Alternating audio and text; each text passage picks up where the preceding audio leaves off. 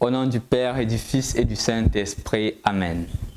Évangile de Jésus-Christ selon Saint Luc, chapitre 24, des versets 35 à 48. Les disciples qui rentraient d'Emmaüs racontaient aux 11 apôtres et à leurs compagnons ce qui s'était passé sur la route et comment ils avaient reconnu le Seigneur quand il avait rompu le pain.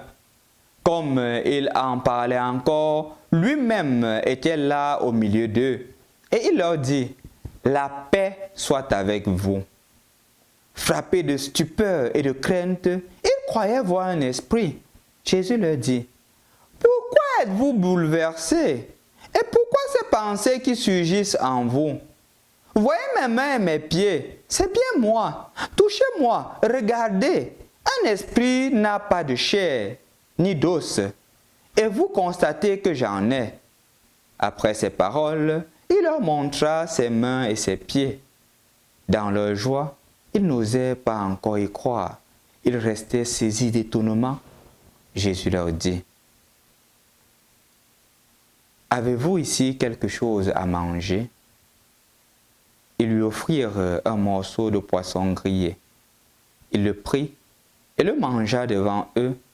Puis il déclara, « Rappelez-vous les paroles que je vous ai dites quand j'étais encore avec vous. Il fallait que s'accomplisse tout ce qui a été écrit de moi dans la loi de Moïse, les prophètes et les psaumes. » Alors, il leur ouvrit l'esprit à l'intelligence des Écritures. Il conclut, « C'est bien ce qui était annoncé par l'Écriture.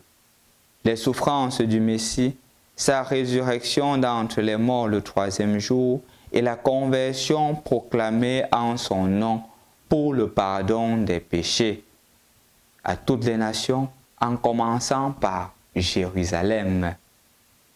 C'est vous qui en êtes les témoins. » Bonjour chers frères et sœurs dans le Christ et bonne fête de Pâques. Bonne fête de la résurrection de notre Seigneur Jésus-Christ, rendue au jeudi de l'octave pascale. En effet, chers frères et sœurs dans le Christ, continuons nos méditations dans les actions, aussi bien l'action de Pierre dans sa proclamation du Jésus ressuscité que nous écoutons dans la première lecture, que l'action de la résurrection, la manifestation de Jésus ressuscité.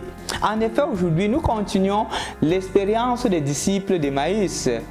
On a suivi hier comment est-ce qu'il s'est révélé aux Juifs, spécialement aux deux disciples qui rentraient dans leur village. Les disciples d'Emmaüs, ayant fait l'expérience de la révélation du Seigneur à travers l'écoute de la parole et la fraction du pain, rentrent aujourd'hui annoncer aux 12. Ils ne regardent pas la bonne nouvelle pour eux-mêmes. Ils rentrent annoncer aux 12 justement les merveilles de Dieu.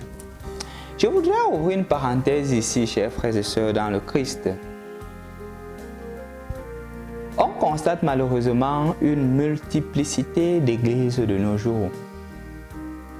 Et je crois que les premiers modèles de l'unité des chrétiens sont les disciples d'Emmaüs. Le Seigneur s'est révélé à plusieurs personnes.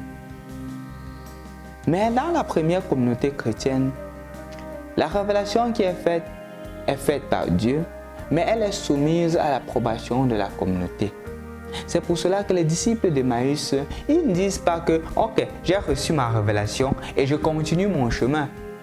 Ils rentrent retrouver les 12 pour dire que voici ce qui s'est produit.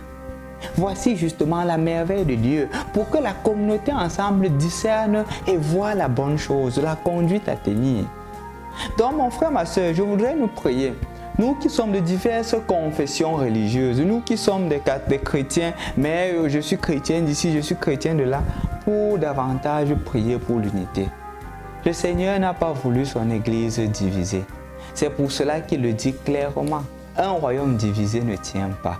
Et sa résurrection est un appel pour chacun d'entre nous de rester unis, de se nous rassembler, de faire justement ce pas-là des disciples de Maïs, de revenir dans la communauté et de mettre la situation sur la table.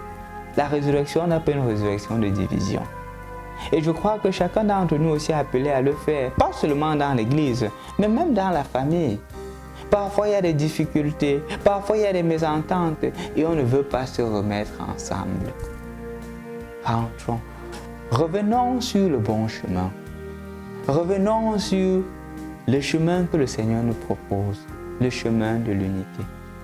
Écoutons bien ce qui conclut cette parole. Rappelez-vous bien tout ce que je vous ai dit. Et vous en êtes des témoins. Chacun d'entre nous est témoin de l'amour de Dieu. Chacun d'entre nous a aussi fait l'expérience de Dieu. Peut-être dans des moments de maladie, peut-être dans des moments de joie, peut-être à cause des business. Et justement, le Seigneur te dit, sois un témoin. Ne garde pas ces merveilles pour toi. Ne garde pas toutes ces bontés que le Seigneur a accomplies pour toi et toi seul. Partage-les à tes frères. Sois un autre disciple d'Emmaüs qui annonce la bonne nouvelle aux autres. Sois un autre disciple d'Emmaüs qui va rencontrer la communauté. Et tu verras que c'est dans la communauté que le Seigneur se révèle. Aujourd'hui, par exemple, quand les disciples reviennent, le Seigneur apparaît dans la communauté. Il n'y a pas de foi solitaire. La foi, elle est toujours communautaire. Et je t'assure et je te supplie, sois aujourd'hui un témoin de la résurrection en allant dans ta communauté chrétienne, en t'engageant dans un groupe de mouvement. Toi, peut-être qui as été nouvellement baptisé, ne garde pas cette foi pour toi. Il y a beaucoup de groupes et mouvements dans notre église. Engage-toi. Peut-être le pays dans lequel tu te trouves, il y a des difficultés d'engagement chrétien, mais il y a des groupes en ligne. De nos jours, la technologie nous a permis de faire même des rencontres en ligne, de faire des mouvements de prière en ligne. Il y a combien de groupes avec lesquels nous nous rencontrons seulement pour prier en ligne? Entre dans ces groupes de prière. Si tu ne peux pas aller te déplacer dans ta communauté paroissiale, mais si tu peux, va dans ta communauté paroissiale, engage-toi. Et c'est dans la communauté que le Seigneur va davantage se manifester à toi. Parce que l'Église se définit comme la grande famille des enfants de Dieu. Au nom du Père et du Fils et du Saint-Esprit. Amen.